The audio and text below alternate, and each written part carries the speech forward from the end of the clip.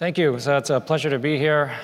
It's been a great conference so far, and I'd like to thank Tyson and Aaron for doing a great job of getting us prepared and set up for this conference and inviting me and the other panelists. So I've enjoyed all the discussions.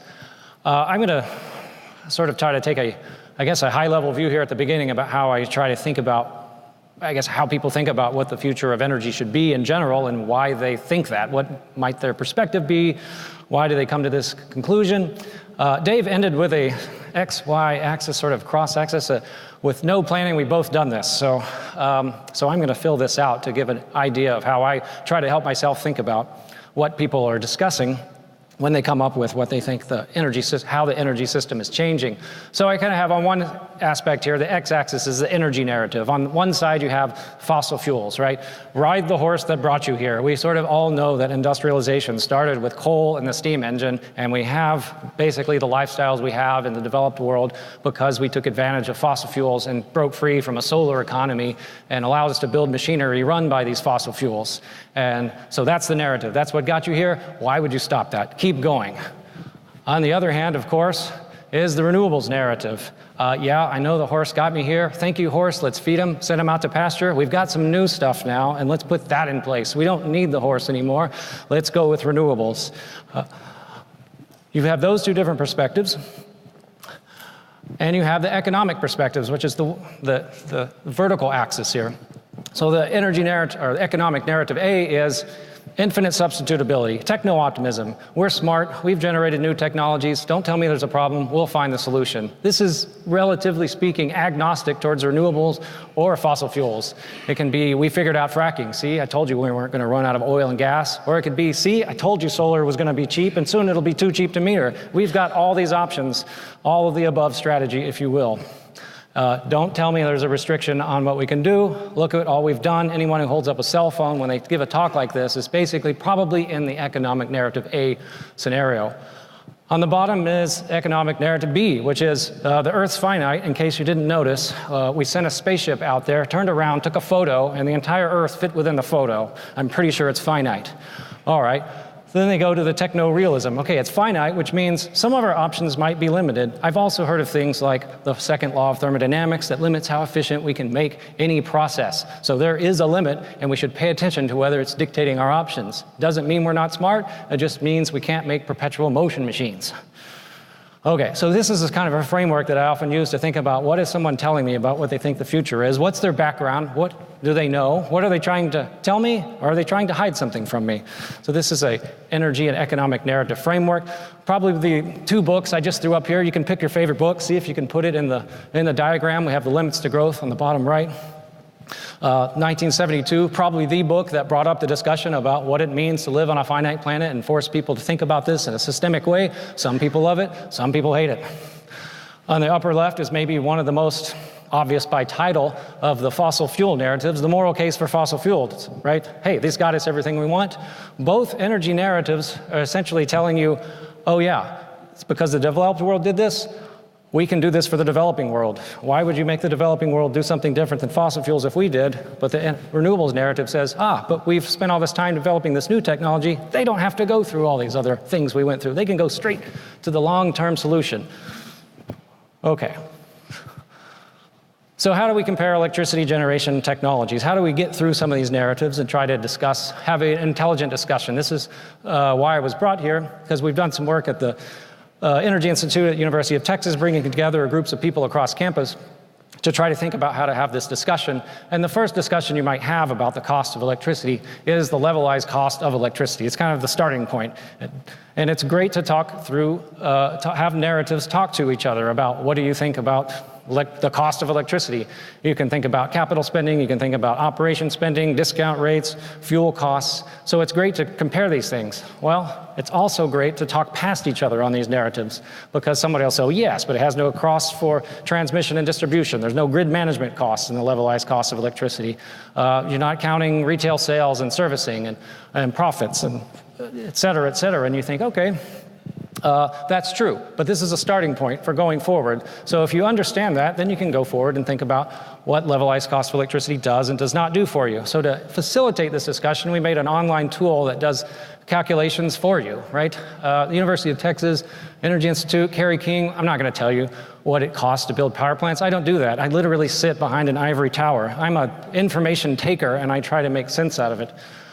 So we've made this tool online. You can change things online. So you can have a discussion with whoever you want to have a discussion with. You can change the capital cost of the technologies. You can change the fuel cost.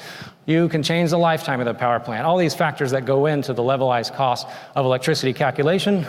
If you want to turn on air externalities, right? If you want to talk about air emissions, criteria, air pollution, and how it affects human health, you can click the button that factors in the costs that the EPA uses for this.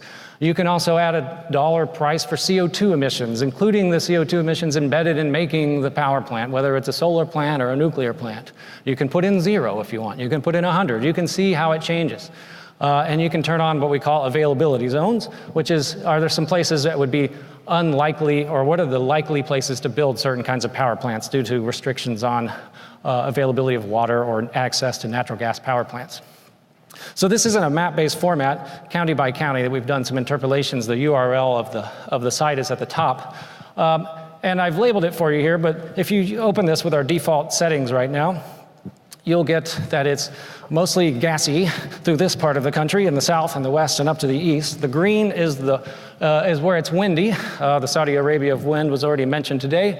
And this lightish purple is where utility scale photovoltaics would be the lowest cost, levelized cost of electricity in that county if you were to build a power plant there today. Doesn't say you would want to build a power plant in that location, but if you did, this is an estimate of what the cost would be.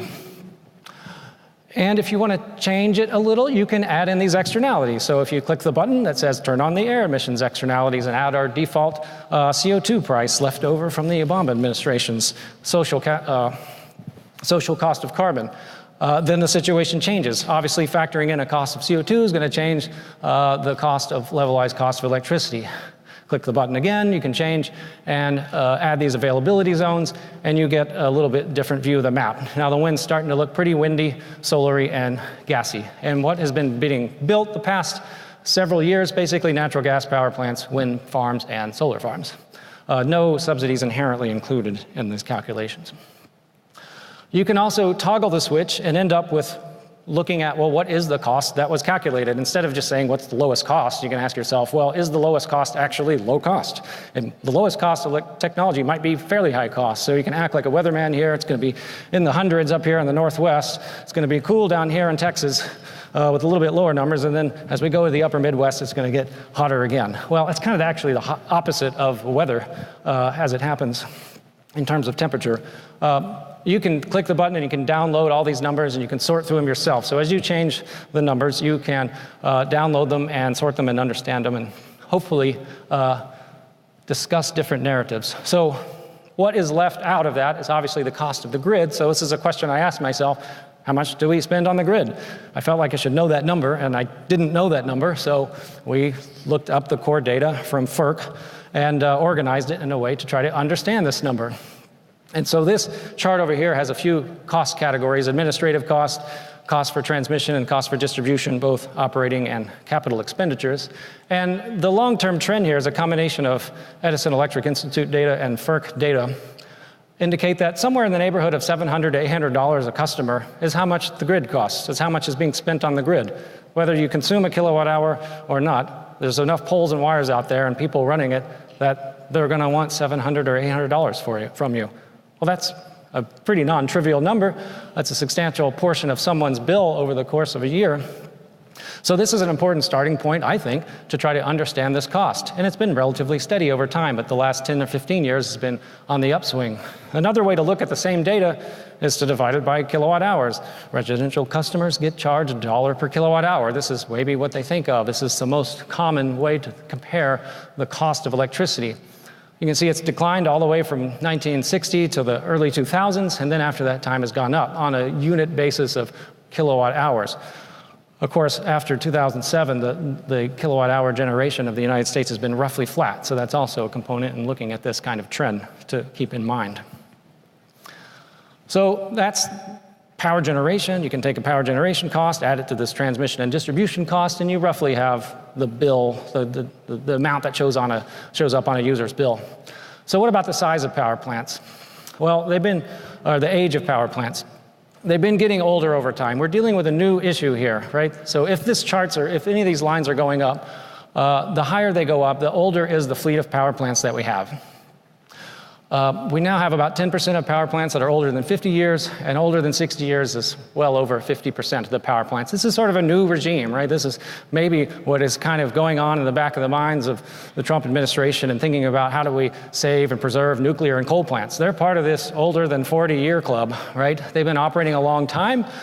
Some would argue they have met their lifetime of operations, but they work, and some are saying, well, we should keep them operating, right? So this is part of the discussion, but it's also a new discussion, right? In the 90s, we were just building like gangbusters. So this is a new issue coming up. In addition to thinking about how old are the power plants, you can think about, well, how big is each installation that's going on out there? And this is a function of what's going on in the overall economy in tune with what are the technology changes that are occurring.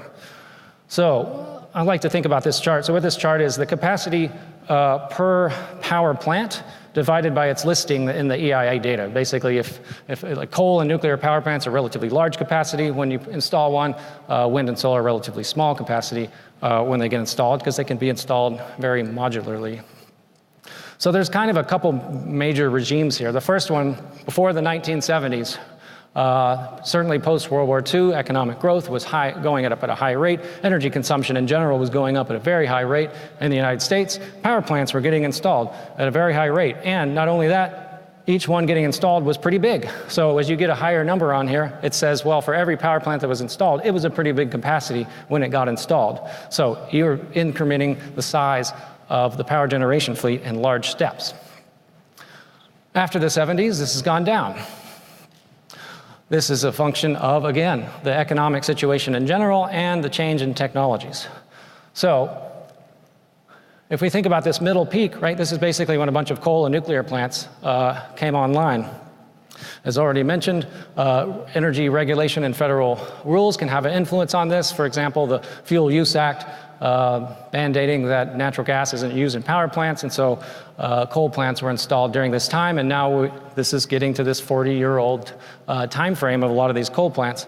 And so the coal plants and the nuclear plants are part of that large spike in the middle, in the late 70s and early 80s. On the far right side, we've basically been installing mostly natural gas, solar, and wind power, and each one of these, again, can be installed in smaller increments.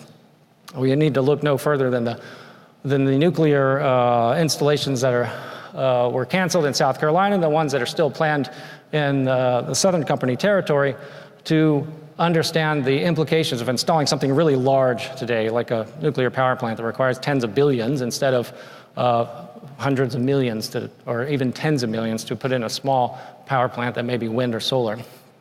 The spike around there, 2000, was the boom in installing natural gas combined cycle power plants due to a lot of market deregulation or restructuring across the country. So the policies do affect installation of generation technology out here, but the policies can only influence it if the technology is available.